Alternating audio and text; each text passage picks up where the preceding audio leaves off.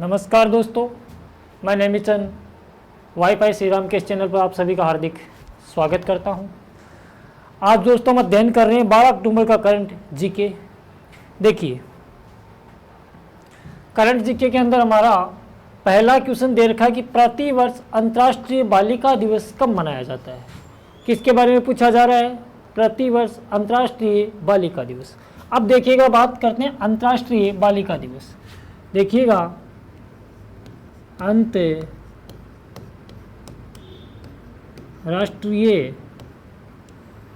बालिका दिवस। कौन सा दिवस? अंतर्राष्ट्रीय बालिका दिवस। हम अंतर्राष्ट्रीय बालिका दिवस की बात कर रहे हैं कि अंतर्राष्ट्रीय जो बालिका दिवस है वो कब मनाया जाता है। देखिएगा, सबसे पहले बात करते हैं कि इसकी शुरुआत कब की गई, इसकी घोषणा कब की गई, किसके द्वारा की गई। देखिएगा, घोषणा किसके द्वारा की गई? संयुक्त राष्ट्र महासंघ द्वारा। संयुक्त राष्ट्र महासंघ द्वारा। किसके द्वारा? संयुक्त राष्ट्र महासंघ द्वारा। इसकी जो घोषणा है वो कब की गई? संयुक्त राष्ट्र महासंघ के द्वारा कब की गई? तो दोस्तों इसकी घोषणा की गई थी 19 दिसंबर 2011। कब की गई थी? 19 दिसंबर 2011। देखिएगा कि संयुक्त राष्ट्र संघ द्वारा अंतर्राष्ट्रीय बालिका दिवस की जो घोषणा है 19 दिसंबर 2011 को संयुक्त राष्ट्र महासंघ द्वारा की गई। अब देखिएगा कि इसका उद्देश्य क्या है। इसका उद्देश्य की बात करें तो इसका उद्देश्य दोस्तों क्या है कि महिलाओं को उनके अधिकारों के प्रति क्या करना? जागरूक करना। क्या करना? महिलाओं को उनके अधिकारों के प्रति क्या करना? जागरूक करना। अधिकारों के प्रति जागरूक करना। के प्रति जागरूक करना।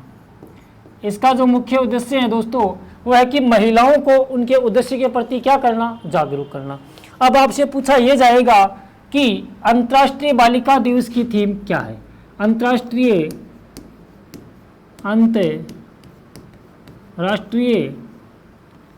बालिका दिवस। कौन सा दिवस? बालिका दिवस 2023। देखिएगा, अंतर्राष्ट्रीय बालिका दिवस की बात करें कि अंतर्राष्ट्रीय बालिका दिवस 2023 की थीम है क्या है? 2023 की थीम की बात करें कि जो मेन जो टाइटल है उसका क्या रखा गया है। देखिएगा, इसका जो टाइटल रखा गया है दोस्तों वो रखा गया है कि लड़कियों के अधिकार में निवेश, हमारा नेतृत्व है, हमारा कल्याण। क्या लिखा गया है? देखिएगा, लड़कियों के अधिकारों में निवेश। क्या? लड़कियों के अधिकारों में क्या? निवेश। लड़कियों के अधिकारों में निवेश। मुख्य थीम क्या है? हमारा नेतृत्व है, हमारा कल्याण। क्या है? हमारा नेतृत्व है, हमारा कल्याण। ये इसकी क्या है? मुख्य थीम है। क्या है? 2023 अंतर्राष्ट्रीय बालिका दिवस की मुख्य जो थीम है वो दोस्तों क्या है? लड़कियों के अधिकारों में निवेश, हमारा नेतृत्व है, हमारा कल्याण। अब पूछा क्वेश्चन में क्या जा रहा है कि प्रतिवर्ष अंतर्राष्ट्रीय बालिका दिवस कब मनाया जाता है। तो ये दोस्तों मनाया जाता है 10 अक्टूबर को। अब आप बोलोगे कि कब मनाया जाता है? 10 अक्टूबर को। 10 अक्टूबर को मनाया जाता है, लेकिन इसकी घोषणा जो है वो की गई थी 19 दिसंबर 2011 को। किसके द्वारा की गई? संयुक्त राष्ट्र महासंघ के द्वारा की गई। इसको मनाने का उद्देश्य क्या है दोस्तों? इसमें महिलाओं को उनके सामने आने वाली चुनौतियों और अधिकारों के संरक्षण के प्रति क्या किया जाता है? जागरूक किया जाता है। अब पूछा जाए कि अंतर्राष्ट्रीय बालिका दिवस 2023 की थीम क्या है, तो लड़कियों के अधिकारों में निवेश, हमारा नेतृत्व, हमारा कल्याण। आगे चलते हैं। देखिए आगे क्वेश्चन आया कि हाल ही में किस राज्य सरकार ने युवा उत्तराखंड मोबाइल एप्लीकेशन और प्रयाग पोर्टल लॉन्च किया है। दो दोस्तों ऑनलाइन पोर्टल स्टार्ट किए गए हैं, युवा उत्तराखंड मोबाइल एप्लीकेशन और प्रयाग पोर्टल। अब देखिएगा क्वेश्चन, युवा उत्तराखंड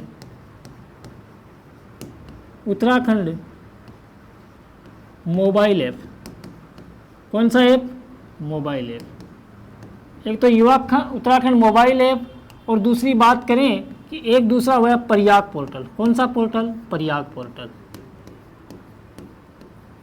हाल ही में पूछा यह जा रहा है कि किस राज्य सरकार ने दो पोर्टल लॉन्च किए हैं।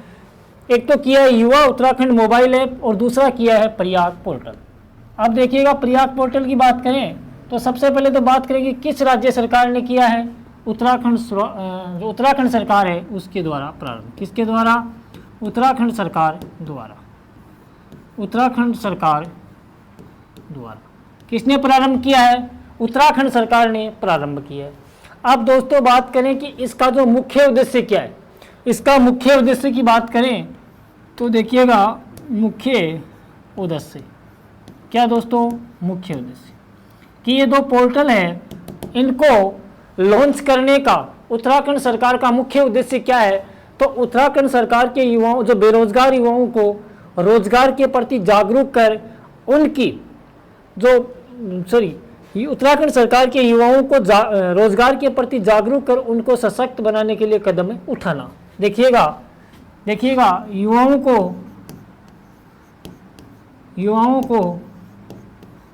रोजगार के प्रति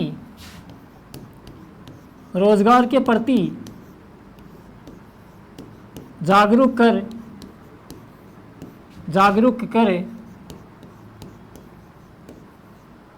करे उनको सशक्त बनाने हेतु कदम उठाना। उनको सशक्त बनाने हेतु कदम उठाना। क्या करना? सशक्त बनाने हेतु कदम उठाना। इसका ये क्या हो गया? मुख्य उद्देश्य हो गया।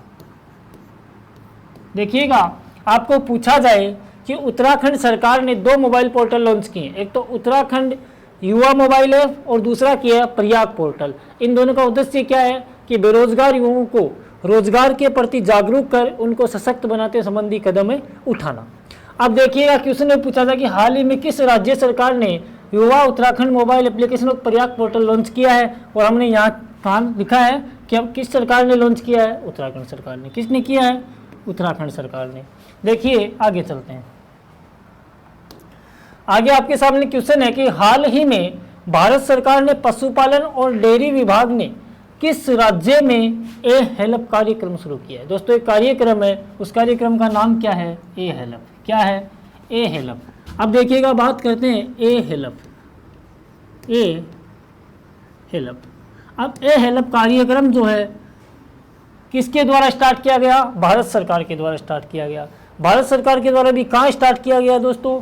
झारखंड के। कहाँ पे स्टार्ट किया गया? झारखंड के अंदर स्टार्ट किया गया। अब पूछा ये जा सकता है कि इसका मेन उद्देश्य क्या है। अब देखिएगा सबसे पहले बात करें कि इसके कार्यक्रम के मुख्य अतिथि कौन रहे। कार्यक्रम के मुख्य अतिथि, कार्यक्रम के आपसे क्वेश्चन पूछा जा रहा है कि कार्यक्रम के मुख्य अतिथि कौन रहे। तो देखिएगा मुख्य अतिथि की बात करें तो मुख्य अतिथि दोस्तों रहे थे, वहाँ के कौन रहे थे? बृजपाल लेखपतर। कौन? बृजपाल लेखपतर।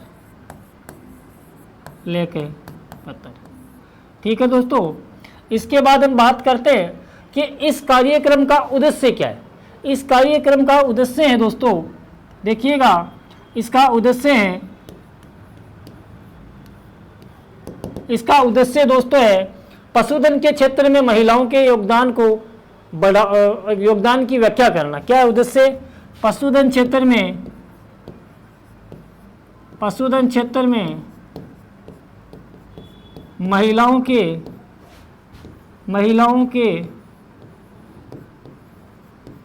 महिलाओं के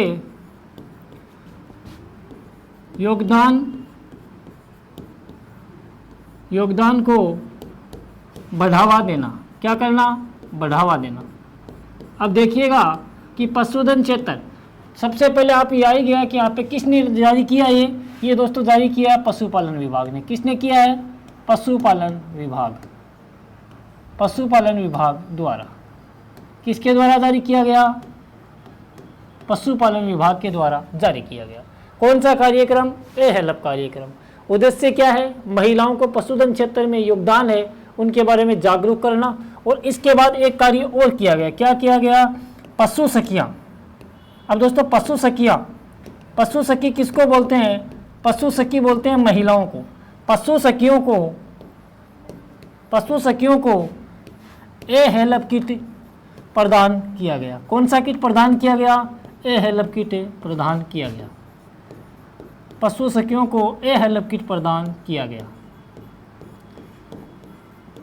अब देखिएगा इसमें दो काम है। एक तो पशुधन क्षेत्र में महिलाओं के योगदान के रूप में जागरूकता को बढ़ावा देना, और दूसरा दोस्तों इसके अंदर क्या किया गया? पशु सखियों को ए हेल्प किट के रूप में एक किट प्रदान किया गया। कौन सा किट प्रदान किया गया? ए हेल्प किट। अब देखिए आगे चलते हैं कि हाल ही में किस राज्य सरकार द्वारा लेक लड़की का वैसे नाम होता है प्यारी बेटी योजना को मंजूरी दी गई। अब देखिएगा योजना कौन सी है? लेक बेटी। कौन सी? लेक बेटी। और लेक बेटी का दोस्तों दूसरा जो नाम है वो क्या है? प्यारी बेटी। क्या है? प्यारी बेटी। प्यारी बेटी। लेक बेटी मतलब प्यारी बेटी योजना को हाल ही में किस राज्य ने मंजूरी दी है? देखिएगा इसको मंजूरी जो दी है दोस्तों वो दी है महाराष्ट्र ने। किसने दी है? महाराष्ट्र ने। कहाँ पे स्टार्ट की गई? महाराष्ट्र में। ठीक है दोस्तों, अब देखिए बात करते हैं कि इस लेक बेटी प्यारी योजना जो है क्या, इस योजना के अंदर जो लड़की है उसको जन्म और शिक्षा को बढ़ावा देने का इसका क्या है? मुख्य उद्देश्य है। अब देखिएगा ये योजना क्या करेगी कि किसी परिवार को एक बच्चे के जन्म पर 5,000 रुपये का योगदान देगी, और उसी बच्ची के कक्षा प्रथम में प्रवेश लेने पर 6,000 रुपये का योगदान देगी, और फिर कक्षा 6 के बाद में जो प्रवेश लेगी उसको 7,000 रुपये दिए जाएंगे, और 11वीं कक्षा के अंदर 8,000 रुपये दिए जाएंगे, और 18 वर्ष की आयु पूर्ण होने पर 75,000 रुपये का योगदान दिया जाएगा। अब देखिएगा इसका मुख्य उद्देश्य क्या है? कुपोषण और बाल विवाह को रोकना। कुपोषण और बाल विवाह को रोकना, और लड़कियों की शिक्षा को बढ़ावा देना, और देखना भ्रूण हत्या को रोकना। अब देखिए आगे बात करते हैं कि किसके द्वारा स्टार्ट की गई? महाराष्ट्र के द्वारा। देखिए महाराष्ट्र में भी सभी को नहीं की गई है। जो पीले और केसरिया कलर के राशन कार्डधारी परिवार हैं उन्हीं परिवारों को ये लाभ मिलेगा। जैसे हमारे राजस्थान के अंदर चलते हैं नीले और ग्रीन राशन कार्ड, वहीं पे महाराष्ट्र के अंदर चल रहे हैं पीले और केसरिया राशन कार्ड है, उन सभी को क्या किया जाएगा? इनका लाभ दिया जाएगा। अब देखिएगा इस योजना में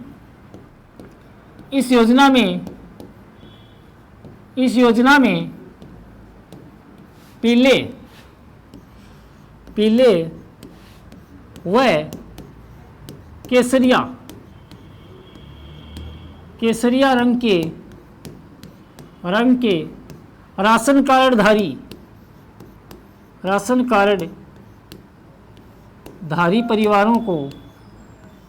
कार्डधारी परिवारों को इसका लाभ दिया जाएगा। परिवारों को इसका लाभ दिया जाएगा। क्या दिया जाएगा? इसका लाभ दिया जाएगा। अब देखिएगा पीले और दिया जाएगा। महाराष्ट्र सरकार के अंदर जिन परिवारों के पीले और केसरिया कलर के जो राशन कार्ड बने हुए हैं वहां की लड़कियों को, अर्थात उन परिवार की लड़कियों को लेक बेटी योजना के अंतर्गत क्या दिया जाएगा? योगदान दिया जाएगा। स्टार्ट कहाँ पे हुई? महाराष्ट्र में। देखिएगा आगे बात करते हैं कि इस योजना में बच्ची के जन्म पर 5,000 रुपये, बच्ची के जन्म पर 5,000 रुपये व कक्षा 1 में प्रवेश पर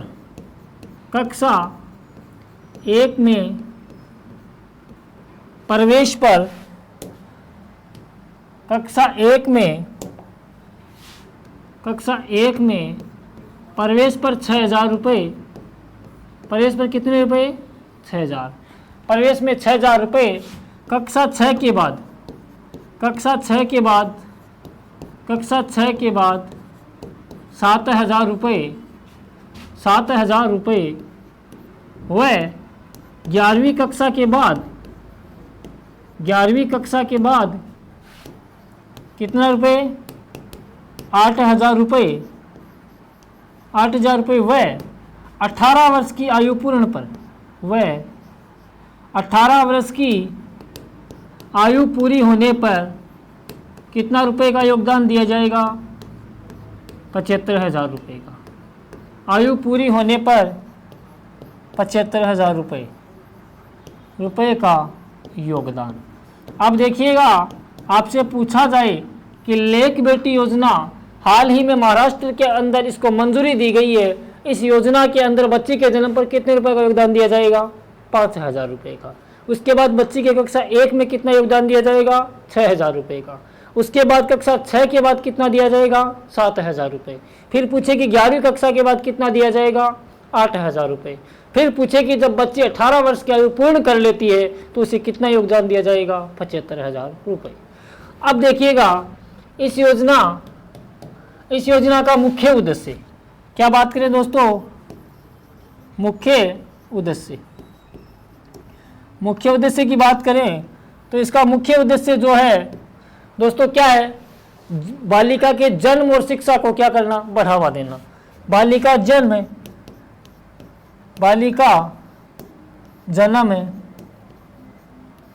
प्लस बालिका शिक्षा को बढ़ावा देना। बालिका शिक्षा को बढ़ावा देना। क्या करना? बालिका शिक्षा को बढ़ावा देना। इसका मुख्य उद्देश्य जो है कि बालिकाओं के जन्म और शिक्षा को क्या करना? बढ़ावा देना। इसके अलावा इसका एक और उद्देश्य है दोस्तों, क्या? इसका एक उद्देश्य कुपोषण प्लस बाल विवाह को क्या करना? रोकना। क्या करना? कुपोषण और बाल विवाह को रोकना। कुपोषण प्लस बाल विवाह है रोकना। क्या करना? बाल विवाह है रोकना। अब देखिएगा, इसके दो उद्देश्य होते हैं। पहला उद्देश्य है कि बालिका के जन्म और शिक्षा को बढ़ावा देना, दूसरा है कुपोषण और क्या करना? बाल विवाह को रोकना। किसके द्वारा स्टार्ट की गई? महाराष्ट्र के द्वारा। योजना का नाम क्या है? लेक बेटी। कितना योगदान मिलेगा? बच्ची के जन्म पर 5,000, कक्षा 1 के अंदर 6,000, कक्षा 6 में 7,000 और कक्षा 11 के अंदर 8,000 और 18 वर्ष की आयु पूर्ण करने पे कितना दिया जाएगा? 75,000 रुपये। ठीक है दोस्तों, किसने इसको मंजूरी दी? महाराष्ट्र सरकार ने। ठीक है, आगे चलते हैं। देखिए आगे क्वेश्चन देगा कि हाल ही में उत्तर प्रदेश के मुख्यमंत्री योगी आदित्यनाथ द्वारा किस जिले में स्वतंत्रता सेनानी राजा राव की प्रतिमा का अनावरण किया गया? कि हाल ही में उत्तर प्रदेश के जो मुख्यमंत्री है योगी आदित्यनाथ के द्वारा एक स्वतंत्रता सेनानी की मूर्ति का अनावरण किया गया है। पहले बात तो ये है कि वो मूर्ति किसकी है? यहाँ पे आपको नाम देखा स्वतंत्रता सेनानी राजा राव, लेकिन आपको नाम पूरा नहीं दे रखा है, तो उसका पूरा नाम क्या है दोस्तों? राजा राव रामबक्स। क्या? राजा राव रामबक्स। क्या है दोस्तों? राजा राव रामबक्स। राजा राव रामबक्स कौन सा स्वतंत्रता सेनानी है? राजा राव रामबक्स। देखिएगा, राजा राव रामबक्स सिंह। राजा राव रामबक्स सिंह की बात करें तो ये उत्तर प्रदेश के डोडिया खेड़ा रियासत के क्या थे? निवासी थे। क्या था? उत्तर प्रदेश में डोडिया खेड़ा रियासत। दोस्तों ये रियासत कहाँ की है? उत्तर प्रदेश की। कहाँ की है? उत्तर प्रदेश की। अब पूछा जा रहा कि हाल ही में ये स्वतंत्रता सेनानी है। मैं राव राजा रामबक्स सिंह की बात करना चाहूँ तो राव राजा रामबक्स सिंह डोडिया खेड़ा रियासत के उत्तर प्रदेश के निवासी थे और 1857 के स्वतंत्रता संग्राम में अंग्रेजों से लड़े थे। हाँ, इन्हें हार का सामना करना पड़ा था और अंग्रेजों ने इसे फांसी पे लटकाया था। इससे पहले कहा जाता है कि इन्होंने डिलेश्वर मंदिर के अंदर 12 अंग्रेजों को जिंदा जलाया था और 12 अंग्रेजों को जिंदा जलाने के बाद इन्हें अंग्रेजों द्वारा पकड़ा गया था और इन्हें फांसी पे लटकाया गया। लेकिन कहा जाता है कि ये क्या कहे, जो राम बख्श सिंह है राव राजा, ये क्या थे, चंडिका माता के भक्त थे और ये हमेशा चंडिका माता की पूजा करने के बाद इस सिंहासन पर बैठते थे। और जब सिंहासन पर बैठते थे पूजा के बाद, तो ये गले के अंदर एक गेंदे के फूल की क्या लटकाते थे, माला। अपने गले में गेंदे के फूल की माला पहनते थे और कहते हैं कि उस माला का चमत्कार ये हुआ कि 12 अंग्रेजों को डिलेश्वर मंदिर में जिंदा जलाने के बाद जब इन्हें पकड़ा गया और इन्हें फांसी पे लटकाया गया तो 2 बार इन्हें फांसी क्या नहीं लगी। तीसरी बार कहते हैं कि राव राजा राम बख्श सिंह ने खुद गंगा माता से प्रार्थना की कि मुझे अपनी आगोश में लो, तब जाके इन्होंने वो माला निकाली और तब जाके इन्होंने क्या किए थे, अपने प्राण त्यागे थे। तो किस तीसरी बार में इसको फांसी लगी थी। कहाँ के राजा थे, पूछा जाए कि इनकी मूर्ति का अनावरण देखिएगा, प्रतिमा, इनकी प्रतिमा बनाई गई है हाल ही में। कहाँ बनाई गई है, इनकी प्रतिमा दोस्तों बनाई गई है उन्नाव जिले में। कहाँ बनाई गई है, उन्नाव जिले में। अब देखिएगा क्वेश्चन में यही पूछा जा रहा है कि अनावरण कहाँ किया गया है, तो कहाँ किया गया है, उन्नाव में। अब देखिएगा इसका अनावरण किसने किया है, इसका अनावरण, इसके अनावरण की बात करें तो इसका अनावरण जो दोस्तों किया है, कब किया गया, 9 अक्टूबर को। कब किया गया, 9 अक्टूबर को, 9 अक्टूबर को किया गया। कहाँ पर किया गया दोस्तों, उन्नाव जिले के अंदर किया गया। किसके द्वारा किया गया, मुख्यमंत्री योगी आदित्यनाथ द्वारा। किसके द्वारा, मुख्यमंत्री योगी आदित्यनाथ, योगी आदित्यनाथ द्वारा। किसके द्वारा, मुख्यमंत्री योगी आदित्यनाथ द्वारा। अब देखिएगा राव राजा राम बख्श सिंह कहाँ के शासक थे, डोडिया खेड़ा रियासत उत्तर प्रदेश के। उनकी मूर्ति का अनावरण हाल ही में कहाँ किया गया है, 9 अक्टूबर को किया गया। और कहाँ पे किया गया है, उत्तर प्रदेश के उन्नाव जिले के अंदर किया गया है। अब देखिएगा ये क्या थे, स्वतंत्रता सेनानी थे, स्वतंत्रता सेनानी। अब देखिएगा इन्होंने 1857 की क्रांति के अंदर अंग्रेजों से लड़ाई की थी, अंग्रेजों से इन्हें हार का सामना करना पड़ा था और अंग्रेजों ने इन्हें 3 बार कोशिश करने के बाद 30वीं बार इन्हें फांसी की सजा सुनाई थी। ठीक है दोस्तों, आगे चलते हैं।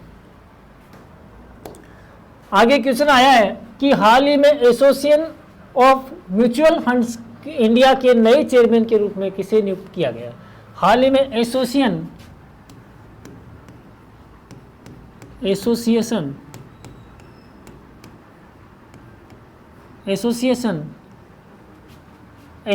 Of mutual fund, mutual fund, क्या, mutual fund, association of mutual funds. अब देखिएगा ये क्या है कि एसोसिएशन म्यूचुअल फंड्स है। अब पूछा जा रहा है कि हाल ही में इसके चेयरमैन कौन है, तो इसकी बात करते हैं चेयरमैन, क्या, चेयरमैन। अब देखिएगा चेयरमैन की बात की जा रही है कि इसके वर्तमान चेयरमैन कौन है, तो वर्तमान चेयरमैन दोस्तों इसके जो कौन है, नवनीत मुनोत। कौन है, नवनीत मुनोत, नवनीत मुनोत, नवनीत मुनोत। इसके वर्तमान चेयरमैन कौन है, नवनीत मुनोत। देखिएगा बात करें पूर्व चेयरमैन, पूर्व चेयरमैन कौन थे दोस्तों, पूर्व चेयरमैन जो दोस्तों इसके थे ए बाला सुब्रमण्यन। कौन थे, ए बाला सुब्रमण्यन, इसके पूर्व चेयरमैन कौन थे, ए बाला सुब्रमण्यन। इन्होंने किसका स्थान लिया है, नवनीत मुनोत ने ए बाला सुब्रमण्यन का स्थान लिया है। अब देखिए बात करते हैं कि नवनीत जो मुनोत है ये पूर्व में क्या थे दोस्तों, ध्यान रखना, ये पूर्व में HDFC के मैनेजिंग डायरेक्टर थे। क्या थे, मैनेजिंग डायरेक्टर।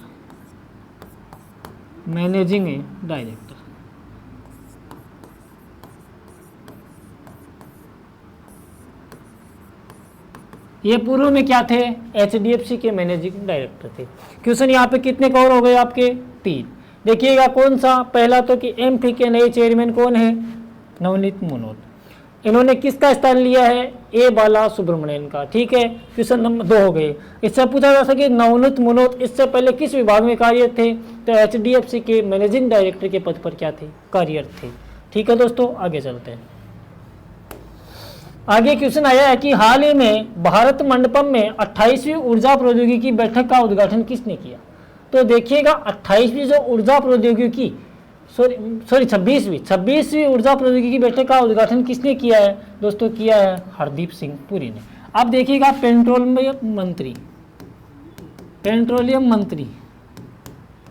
पेट्रोलियम मंत्री हरदीप सिंह पुरी। कौन, हरदीप सिंह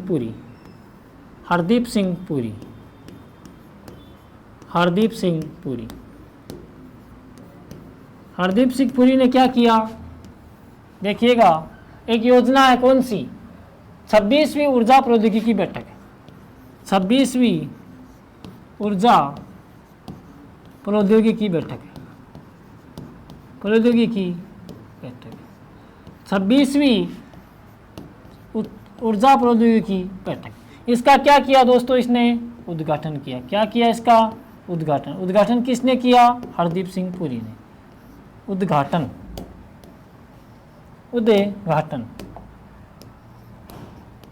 इसका उद्घाटन किया हरदीप सिंह पुरी ने। किसने किया, हरदीप सिंह पुरी।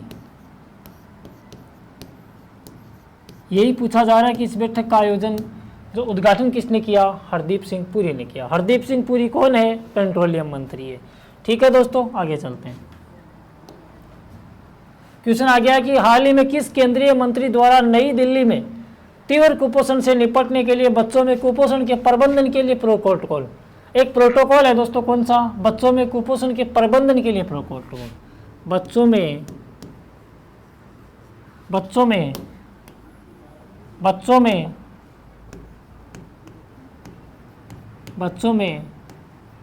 कुपोषण के लिए प्रोटोकॉल। किसके लिए प्रोटोकॉल, कुपोषण के लिए प्रोटोकॉल। दोस्तों एक प्रोटोकॉल लॉन्च किया किसने, बच्चों में कुपोषण के लिए प्रोटोकॉल किसने लॉन्च किया, ये पूछा जा रहा है कि लॉन्च किसने किया। सबसे पहले तो बात करें कि नई दिल्ली, केंद्रीय मंत्री नई दिल्ली, कहाँ पे लॉन्च हुआ, नई दिल्ली में लॉन्च हुआ। कहाँ पे हुआ, नई दिल्ली में लॉन्च। ठीक है दोस्तों, सबसे पहले बात तो कि नई दिल्ली में लॉन्च हुआ। और किसने किया दोस्तों, ये किया जो इसका लॉन्च है के निपटने के लिए किसने लॉन्च किया है, स्मृति ईरानी ने। स्मृति ईरानी द्वारा लॉन्च। किसके द्वारा लॉन्च, स्मृति ईरानी द्वारा लॉन्च। क्या किया गया, स्मृति ईरानी द्वारा लॉन्च किया गया। अब देखिए इसमें यही पूछा कि किस केंद्रीय मंत्री द्वारा इसे लॉन्च किया गया, तो किस द्वारा लॉन्च किया गया, स्मृति ईरानी। अब देखिएगा कि स्मृति ईरानी कौन है। स्मृति ईरानी की बात करें दोस्तों तो यह है दोस्तों महिला एंड बाल विकास मंत्री। क्या, महिला एवं बाल विकास विभाग मंत्री।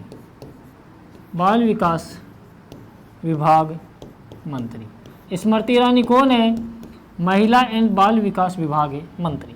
अब देखिएगा इसका उद्देश्य की बात करें कि इसका उद्देश्य क्या है, तो इसके उद्देश्य की बात करते हैं तो इसका उद्देश्य दोस्तों है कि बच्चों में कुपोषण की पहचान कर उनको पौष्टिक भोजन उपलब्ध कराने संबंधी व्यापक कार्यक्रम शामिल है। ये क्या है दोस्तों, देखिएगा बच्चों में कुपोषण की पहचान कर